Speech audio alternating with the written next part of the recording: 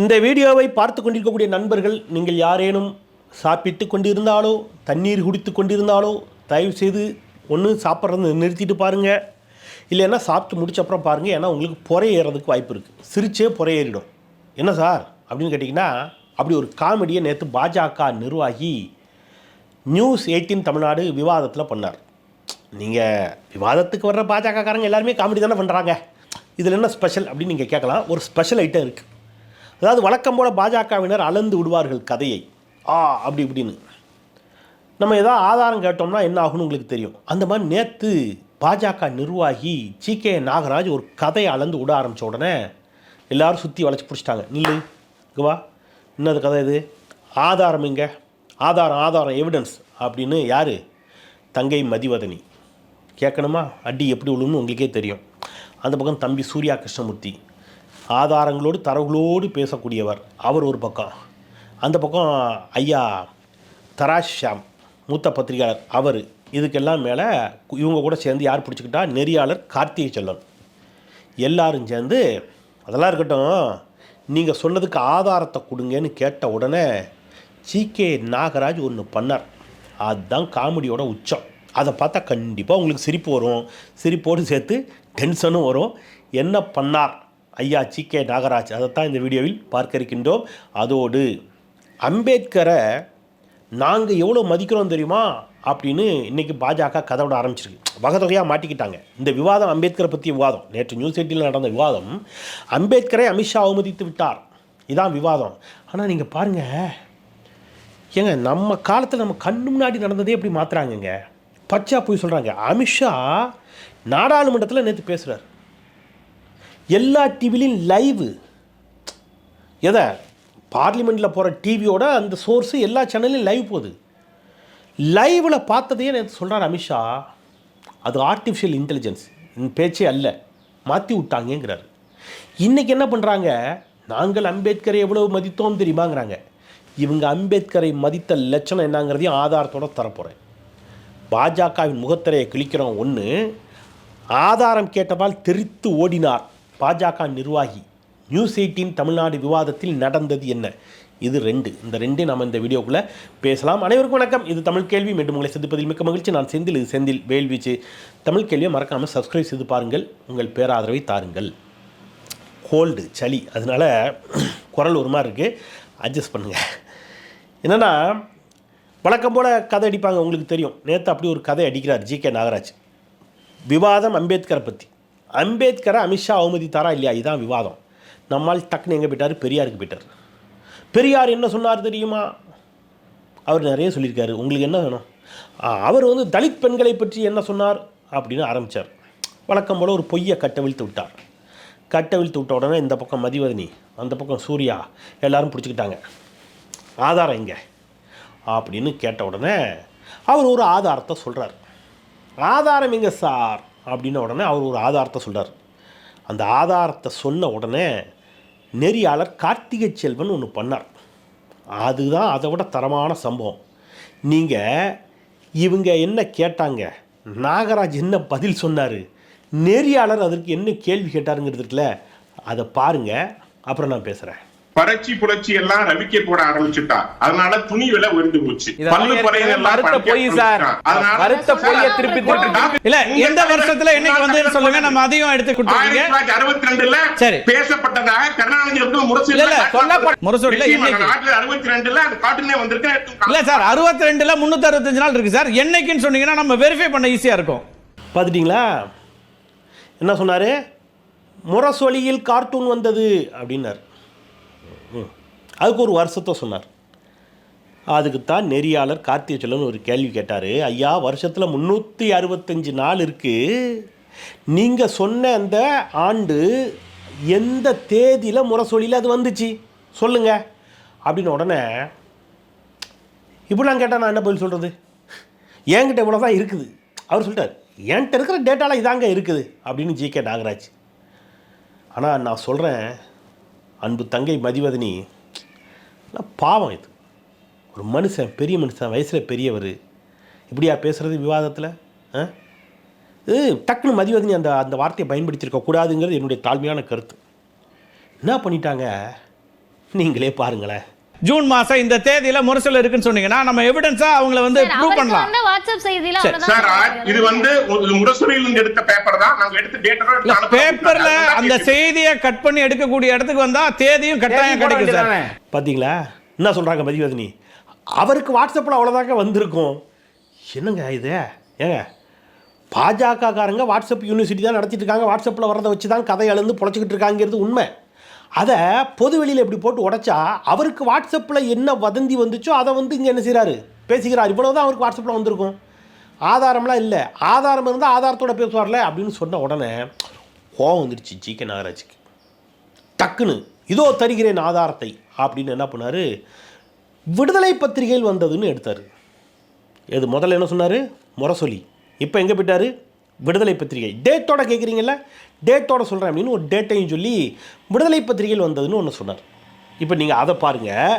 அதுக்கு நெறியாளர் ஒரு கேள்வி கேட்டார், அதையும் பாருங்கள். சார் 6/3/1962 தலையங்கம். 6/3/1962 விடுதலையில் தலையங்கம் இருக்கு. என்ன சார் இப்பதான் நீங்க முரசொல்லி நீங்க அடுத்து விடுதலை தலையங்கம் பார்த்துட்டீங்களா?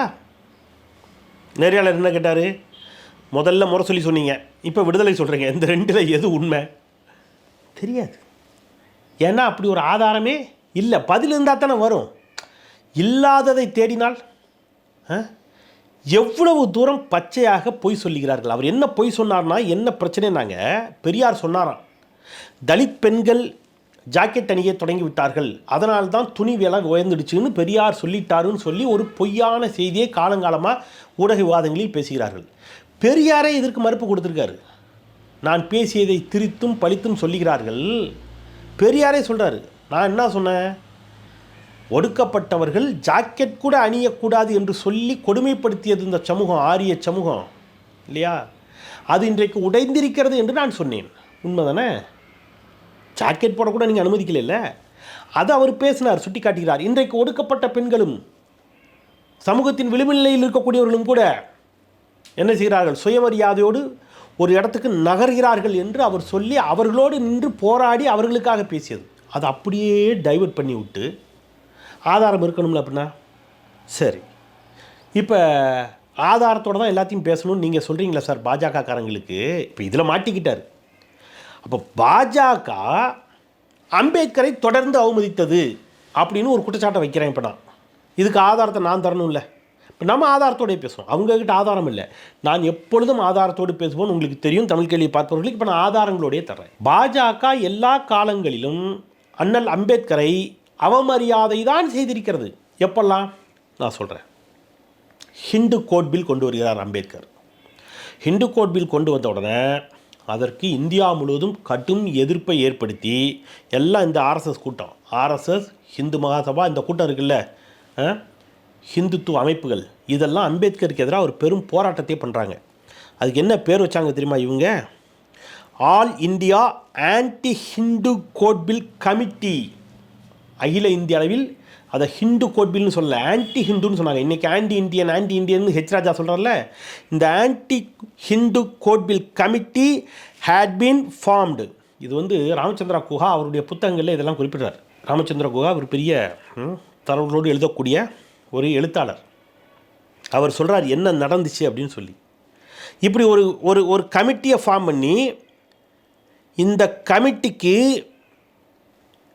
இவங்க வந்து மடாதிபதிகள், சாமியார்கள் எல்லாம் வந்து ஒருங்கிணைப்பாளர்களாக வச்சு பாபா சாஹேப் அம்பேத்கரின் உருவ பொம்மையை எரித்தார்கள். எங்கே? டெல்லியில், ராம்லீலாவில். யார்?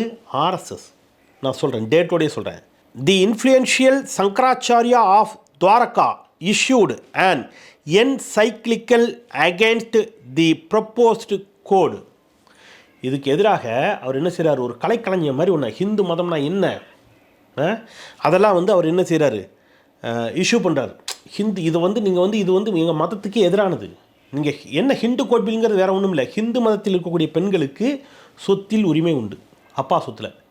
ஹிந்து மதத்தில் இருக்கக்கூடிய பெண்கள் விரும்பினால் விவாகரத்து செய்யலாம், இதுதான் பிரச்சனை. இதுக்கு எதிர்ப்பு, அப்படிலாம் கூடாது.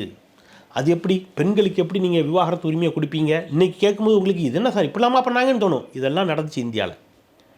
இதனால் அம்பேத்கர் தன்னுடைய பதவியவே ராஜினாமா செய்யக்கூடிய நிலைக்கு என்ன செய்யப்பட்டார், தள்ளப்பட்டார். இவங்க எல்லாம் அவங்களுக்கு ஒரு பேர் வச்சாங்க. என்ன வச்சாங்க தெரியுமா? The participants in this movement presented themselves as religious warriors, தர்ம வீரர்கள், தர்மத்திற்காக போராடுபவர்கள் என்று பெயர் வைத்துக் கொண்டார்கள். ஃபைட்டிங் எ ரிலீஜியஸ் வார், தர்ம யுத்தம் என்று பெயர் வைத்தார்கள். The Rashtriya Swayam Sevak Sangh through its weight behind the agitation. இதற்கு பின்னால் ஆர்எஸ்எஸ் தன்னுடைய முழு பலத்தையும் காட்டியது.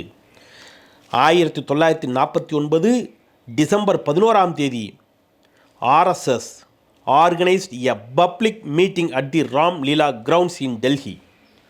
1949 டிசம்பர் 11 டெல்லி ராம்லீலா மைதானத்தில் பாஜகவின் தாய் அமைப்பான ஆர்எஸ்எஸ் ஒரு மாபெரும் போராட்டத்தை அம்பேத்கருக்கு எதிராக அணிதிரட்டியது. அந்த போராட்டத்தில் பேசிய ஆர்எஸ்எஸ்காரர்கள் were speaker after speaker condemned the bill, one called it an atom bomb on Hindu society. RSS ஒரு பெரும் போராட்டத்தை ஒருங்கிணைக்கிறது டெல்லி ராம்லீலா மைதானத்தில் அம்பேத்கருக்கு எதிராக. பேசுகின்ற பேச்சாளர்கள் எல்லோரும் அம்பேத்கர் கொண்டு வந்த ஹிந்து கோட் பில்லை கடுமையாக எதிர்க்கிறார்கள். அதில் ஒருவர் சொல்லுகிறார், இது அம்பேத்கரால் ஹிந்து மதத்தின் மீது வீசப்பட்ட அணுகுண்டு என்று பேசினார். இதெல்லாம் டேட்டோட நான் சேலஞ்ச் பண்ணுறேன், இல்லே நீ நிரூபி. டேட்டோட டயத்தோடு நான் சேலஞ்ச் பண்ணுறேன். எவிடன்ஸ்னால் இது எவிடன்ஸு. போகிற போக்கில் அப்படியே வதந்தியை பரப்பிட்டு போகிறதல்ல எவிடன்ஸ். இப்போ நேற்று காங்கிரஸ் கட்சி சில எவிடன்ஸை ரிலீஸ் பண்ணுறாங்க. என்ன சொல்கிறாங்க? தொடர்ந்து பாஜக யாரை அவமானப்படுத்தியிருக்குது? அம்பேத்கரை அவமானப்படுத்தியிருக்குது. எப்படி அப்படின்னு அவங்க சொல்கிறாங்க.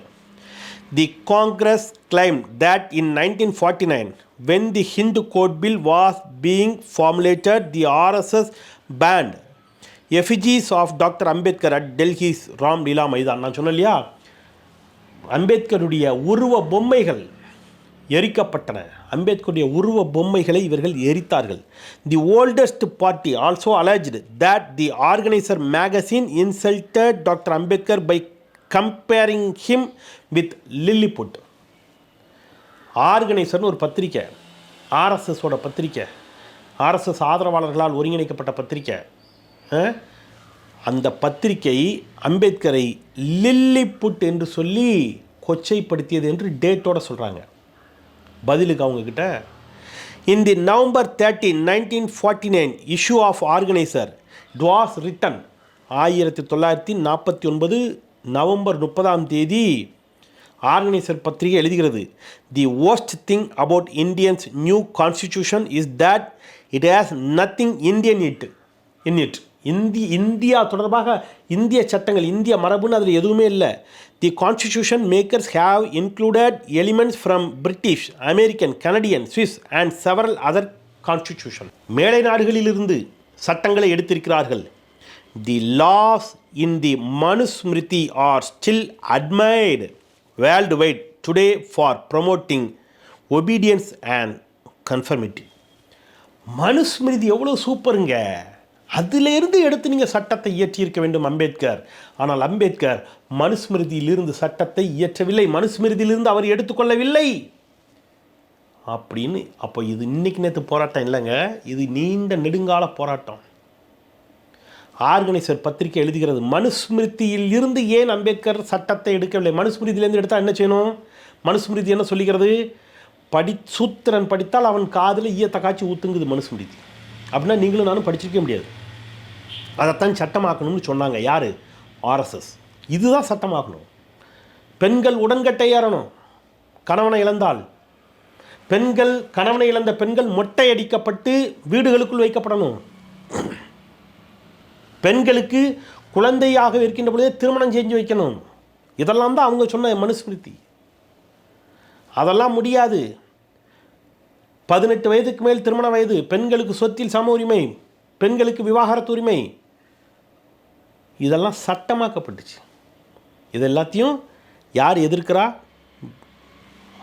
ஆர்எஸ்எஸ், பிஜேபியுடைய தாய் அமைப்பு. அன்னைக்கு பிஜேபி இல்லை, பிஜேபியுடைய தாய் அமைப்பு. On January 11, 1950, 1950 January 11, organiser magazine insulted Dr. Ambedkar by comparing him to Lilliput. The article said that Dr. Ambedkar couldn't be called the modern Manu as it was டிபிக்டிங் Lilliput.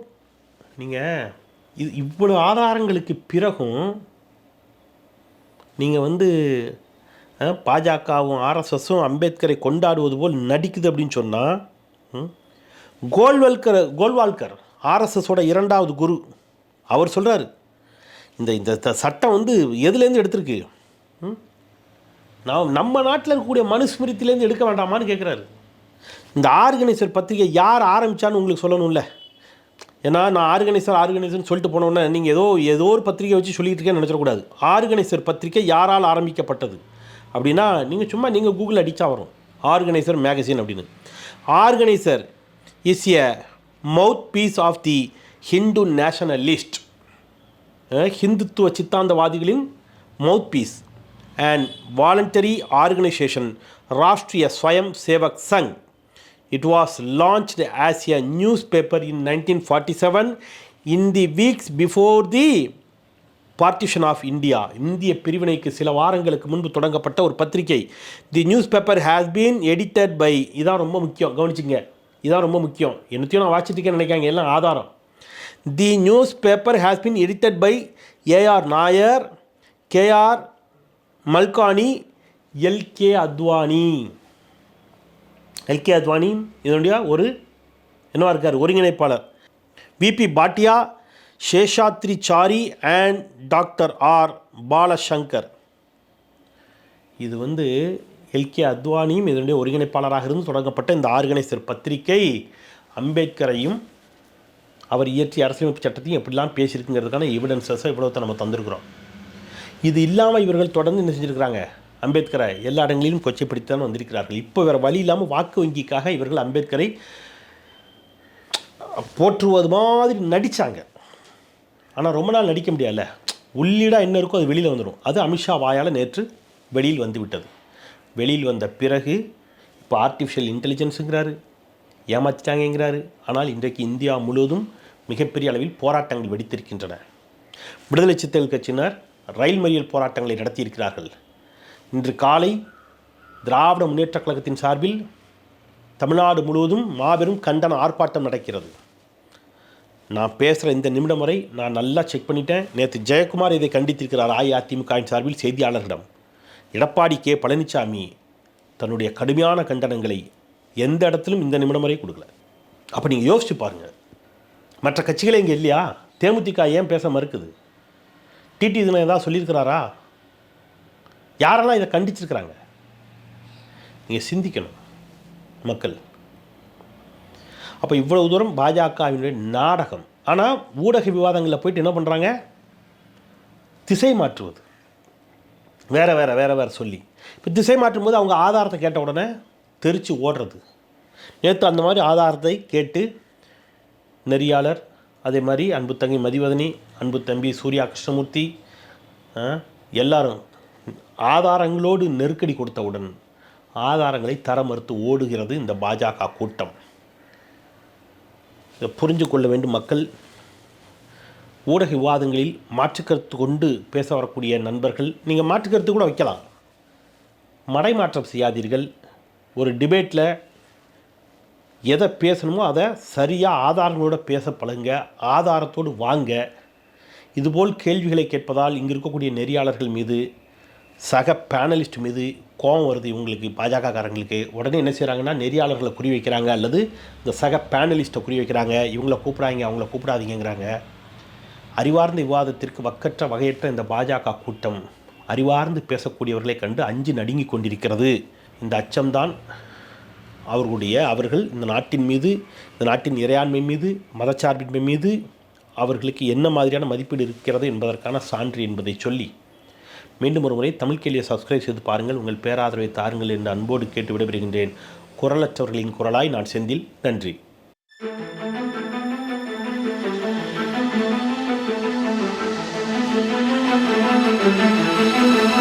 Thank you.